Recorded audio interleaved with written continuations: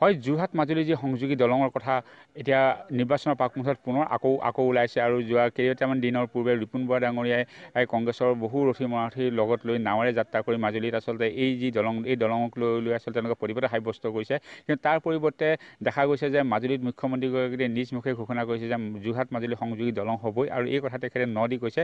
আৰু যিহেতু আমি আৰু এটা কথা দেখি আহিছোঁ যে ছ'চিয়েল মিডিয়াত আজি কেইদিনমানৰ পৰা এখন মানচিত্ৰ যি প্ৰচাৰিত হৈ আহিছে, আৰু এই আচলতে এই যিখন মেপত যি আচলতে উল্লেখ আছে, এই উল্লেখ থকাৰ মতে আচলতে যোৰহাট মাজুলী যি সংযোগী যি দলং, এই দলংখন পূৰ্বতে কমলাবাৰীৰ পৰা নিমাতী সংযোগী আছিল, আৰু কিন্তু এতিয়া বৰ্তমানে সেই দলংখন আহিছে দক্ষিণপাট সত্ৰৰ পৰা তিয়ক সমষ্টিৰ যি হাতীহাল অঞ্চল আছে, এই হাতীহাল অঞ্চলত সংযোগ হ'ব, আৰু ইয়াৰ পৰা ৩৭ নং ৰাষ্ট্ৰীয় ঘাইপথত সংযোগ কৰিব।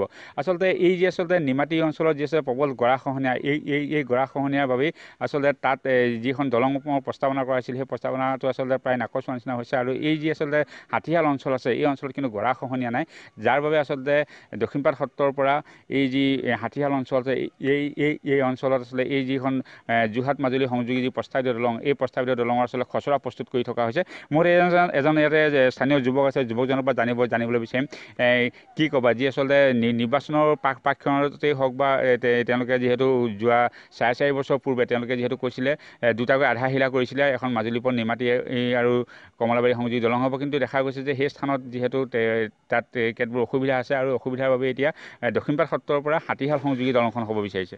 হয়, এইটো আজি বিগত কিছুদিনৰ পৰা এটা আলোচনা হৈ আছে যে যোৰহাট আৰু মাজুলীৰ যিখন দলং, এই দলংখনক লৈ বিভিন্ন ধৰণৰ আলোচনা হৈ আছে। নিৰ্বাচনৰ আগে পাছে আজি তাৰিখলৈকে বিভিন্ন ধৰণৰ আলোচনা হৈছে।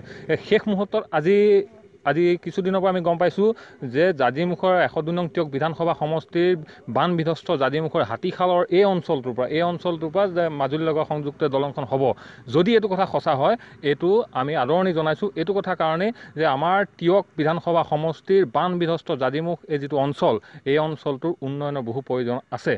এই অঞ্চলত বিভিন্ন সম্ভাৱনা ইয়াত আছে। ইক' টুৰিজমৰ পৰা আৰম্ভ কৰি ইয়াত গাখীৰৰ উদ্যোগৰ পৰা আৰম্ভ কৰি মাছ মাংসৰ পৰা আৰম্ভ কৰি বিভিন্ন ধৰণৰ ইয়াত সম্ভাৱনা ইয়াত আছে। ইয়াত ইক' টুৰিজমৰ সম্ভাৱনা আছে। এই অঞ্চলবিলাক কিন্তু আজি পাছপৰা। ইয়াত এটাই কথা, বাহিৰৰ লগত মানুহৰ যে অহা যোৱা যি যাতায়াতৰ ব্যৱস্থা, এইখিনি ক্ষেত্ৰত যথেষ্ট দুৰ্বল এই অঞ্চলবিলাক। গতিকে ইয়াত যদি তেনেকুৱা এখন যদি দলং হ'বলৈ হয়, তেতিয়াহ'লে ডেফিনেটলি এই অঞ্চলবিলাক উন্নয়ন হ'ব লাগিবই তেতিয়া, আৰু তেতিয়া এই জেগাবিলাক উন্নয়ন হ'ব। আৰু সেইটোৱে আমি বিচাৰোঁ যে প্ৰথম কথা আচলতে আচলতে যি আচলতে যোৰহাট আৰু মাজুলীৰ যি আচলতে সংযোগী যি আছে দলং, মই সতীৰ্থ ভাস্কৰ দেখাবলৈ কৈছোঁ, এই যি আছে স্থান আছে, এই স্থানতেই আচলতে এই যি স্থান আছে, এই স্থানেই হৈছে হাতীহাল, আৰু এই হাতীহালৰ এই স্থানতেই দক্ষিণপাট সত্ৰৰ পৰা যি হাতীহাল সংযোগী যি যোৰহাট মাজুলী সংযোগী দলং, এই দলংখন হ'ব।